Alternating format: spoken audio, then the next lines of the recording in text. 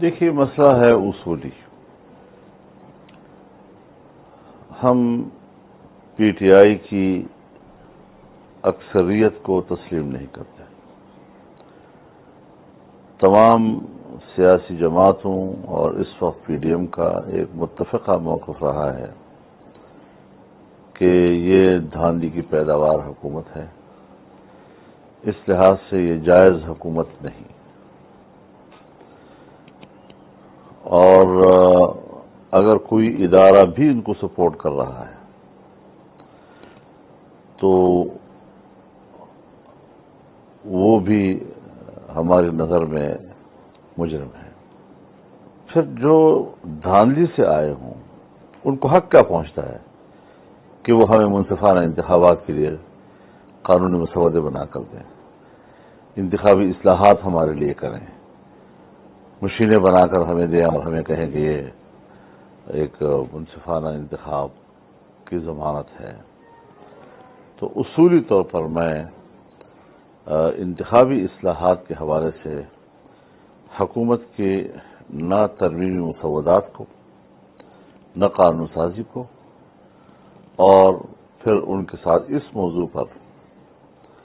Assembly کے اندر بھی کسی کمیٹی میں بیٹھنے کو اپنے اصول کی نفی سمجھتا ہوں. اور یہ بات ظاہر ہے کہ ہم پی ڈی ایم میں کریں گے، تمام دوستوں کے ساتھ اس کو شیئر کریں گے، اپنی سوچ کو، اس فکر کو،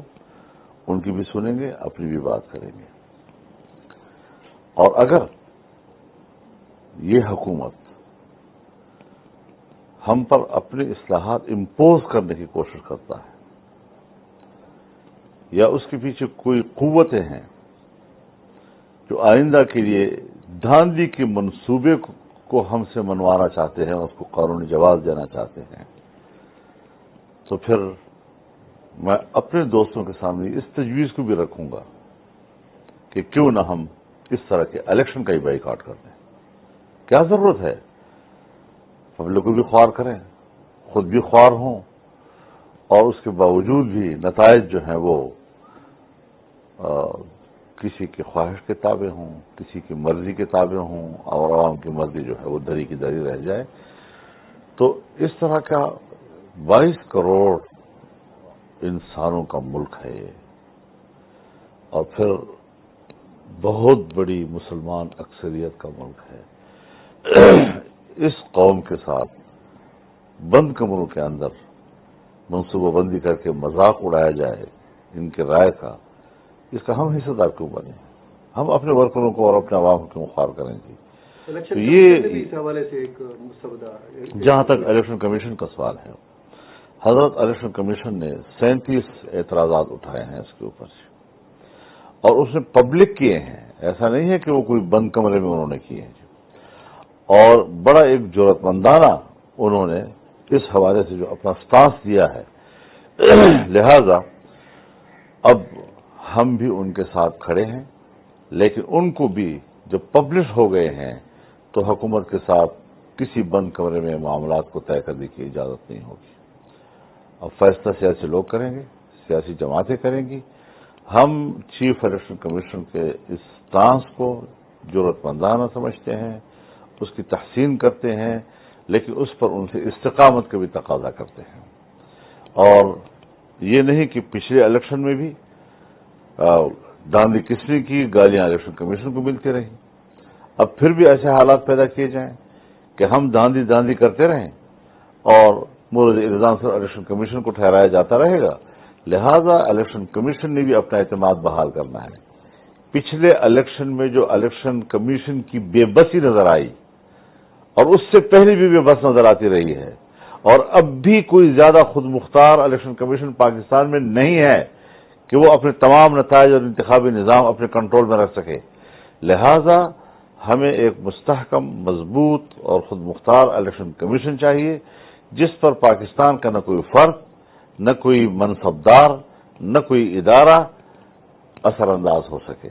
اس میں ہم ان کے ساتھ ہیں، لیکن ہر ایسی چیز کہ جو آئندہ ایک بار پھر ہمیں دھاندلیوں کی طرف اور ایک ناجائز حکومت سازیوں کی طرف دھکیلنے کی کوشش کرے گا، تو ہمیں اس کا مزاحمت کرنی چاہیے، یہاں تک کہ میں یہ پھر تجویز کروں گا، اپنے دوستوں کے سامنے رکھوں گا، الگ تھلگ فیصلہ نہیں کریں گے ہم کہ پھر ایسے الیکشن کا ہی بائیکاٹ کیا جائے۔ کیا ضرورت ہے کہ ہم اس قسم کی ایک ریاضت اور ایک مشق اور ایک ایکسرسائز اس سے گزریں اور اس سے کوئی فائدہ قوم کو نہ ہو۔ میرے خیال میں صرف چیئرمین کی بات نہیں ہے، یہ موضوع بحث کو تبدیل کرنے کی کوشش کر رہے ہیں۔ چیئرمین نیب ایک فرد ہے، بات تو ادارے کی ہے، ادارہ اسٹیبلشمنٹ کے کنٹرول میں ہے، وہ جس کو چاہے اس کے خلاف کیس بنواؤ، اس کے خلاف تلاش کرو اور ان کے اثاثے تلاش کرو، ان کے دوست تلاش کرو، ان کے فرنٹ مین تلاش کرو،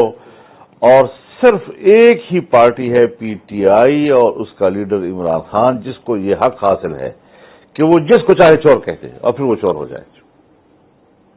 سارا ملک کھا لیں، بیڑا غرق کر کے رکھ دیں جی، عام آدمی کے پیٹ سے نوالے چھین لیں، لوگوں کو فاقوں کے ہاتھوں خودکشی سے مجبور کر لیں، گرانی، مہنگائی، ٹیکسز، کیا کیا بلائیں، نہ باہر کا کوئی پاکستان پر اعتماد کرنے کو تیار ہے، تفصیلات بند ہو گئی ہیں، ٹیکس دینے کو کوئی عوام آدمی تیار نہیں ہے، اسٹیٹ پر اعتماد ختم ہو گیا ہے، اس کے باوجود ان کی زبان پہ کوئی آئے کہ یہ فلانا چور ہے تو وہی چور کہلاتا ہے، اسی کو اچھالا جاتا ہے۔ اور اب تو ان کے اپنے جو کارکن ہیں جنہوں نے ان کے لیے دنیا کو چور کہا ہے، اب تو ان کو سوشل میڈیا پہ آپ روزانہ دیکھ رہے ہوں گے، ان کو چور چور کہہ رہے ہیں، اپنے اوپر لانتیں بھیج رہے ہیں کہ ہم نے کیا لعنت کی تھی۔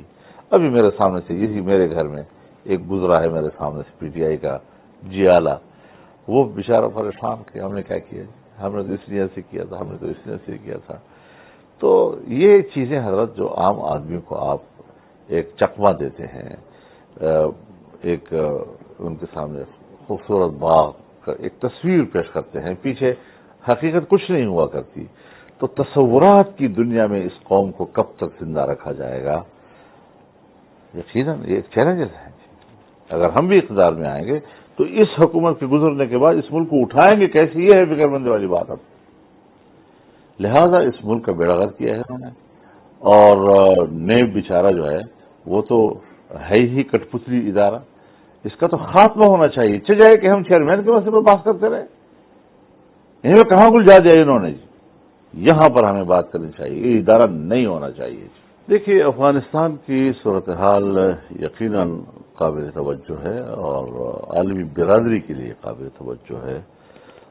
وہ قوم جو 40 سال سے حالت جنگ میں ہے، 40 سال سے جی، روس کے خلاف، پھر ان کے آپس کی لڑائیاں، پھر ایک طالبان کا دور، پھر 20 سال امریکہ سے لڑائیاں، ناٹو سے لڑائیاں، پورا افغانستان جو ہے اس وقت کھنڈر ہے، کھنڈر، اور ایک کھنڈر ملک اس وقت طالبان کو ملا ہے۔ اب یہ تو نہیں کہ فتح یابی کے اگلی ہی دن افغانستان جو ہے وہ سرسبز و شاداب بن جائے اور ہر گھر میں جو ہے وہ گھی اور شہد کی نہریں بہنے لگ جائیں۔ اب اس ملک کو بنانا ہے، عالمی برادری نے اس ملک کو تباہ کیا ہے، ناٹو نے اس ملک کو تباہ کیا ہے، امریکہ نے اس ملک کو تباہ کیا ہے، اس ملک کو آباد کرنے کی ذمہ داری اب انہی کے اوپر ہے کہ وہ اتنا افغانستان پر اب خرچ کریں کہ افغانستان بن جائے۔ ایسے شرائط رکھنا طالبان کے سامنے کہ جو دوحہ معاہدے سے تجاوز ہو، اس میں اضافہ ہو، اس کا کوئی اخلاقی جواز نہیں ہے۔ اور ہم نے ان سے کہا ہے کہ آپ جو شرائط رکھ رہے ہیں، ایک تو اس امن معاہدے میں اضافہ ہے، آپ انسانی حقوق کی بات کرتے ہیں، آپ خواتین کے حقوق کی بات کرتے ہیں، ان کی تعلیم کی بات کرتے ہیں، اداروں میں ان کی ملازمتوں کی بات کرتے ہیں، جبکہ طالبان ابھی حالت جنگ میں ہے۔ اور پھر جو سخت گیر قسم کے لوگ جو مورچوں میں رہے اور 20 سال تک مورچوں میں لڑ کر اترے ہیں، ظاہر ہے کہ اس ماحول پر ابھی ان کے اثرات غالب ہیں۔ لہذا پہلے امن کا استحکام، اس سے آگے بڑھیں، پھر سیاسی استحکام،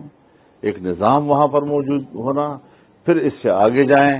تو پھر آپ ملک کی معیشت کو اور اس کے مستقبل کو معاشی لحاظ سے مستحکم کرنے کی بات کریں۔ انہوں نے خود کہا ہے کہ ہماری حکومت عبوری ہے.